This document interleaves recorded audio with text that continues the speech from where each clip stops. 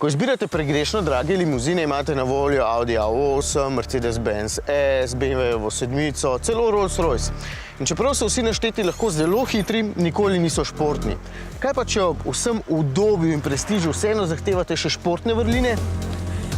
Ja, potem je spisek precej krajši. Aston Martin Rapid je že precej star, Bentley Flying Spur vam morda ni všeč, zato je dejansko ena najboljših alternativ Porsche Panamera.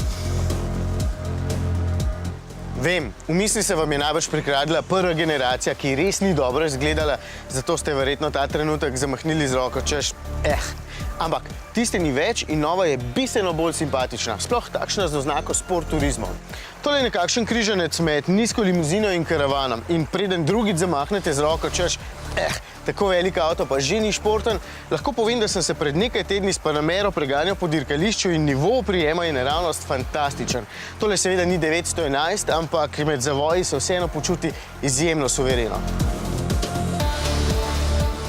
Lahko ga le priporočim, težje pa točno kakšnega.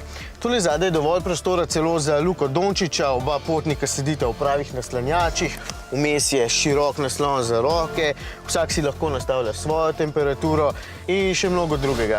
Panamera Sport Turismo je na voljo tudi kot 4+1 sedežnik, zato lahko 5. potnika postavite tukaj vmes. Verjetno tistega otroka, ki je najmanj ubogo, ker je tule daleč najmanj udobno. Vendar boste Panamero verjetno radi vozili sami, zato je nivo udobja tukaj spredaj še bistveno večji. Sedeža masirata, okolje je moderno in dodelano, položaj za volanom pa naravnost perfekten.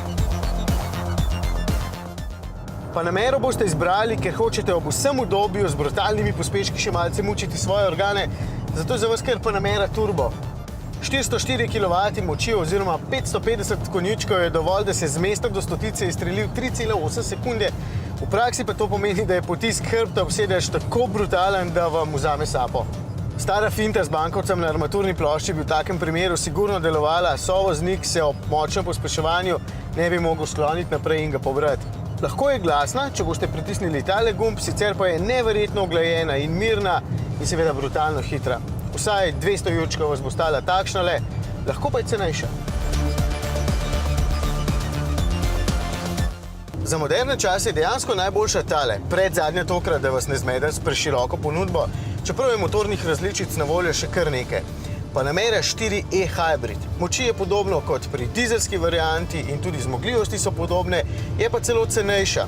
Za 126 tisočakov je lahko vaša, do 50 km lahko prevozi zgolj na elektriko, potem pa jo boste enostavno doma priključili na omrežje in znova napolnili.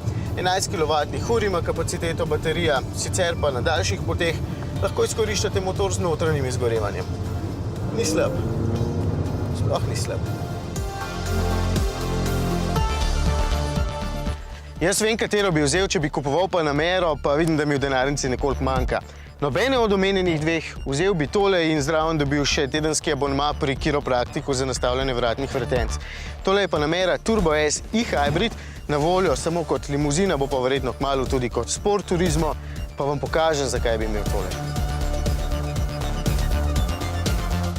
Evo, ne bom dolg, samo pokažem vam, kaj v avtomobilu pomeni 680 konjičkov in 850 Nm navora že pri 1000 vrtljajih. Pripravljeni? Gremo.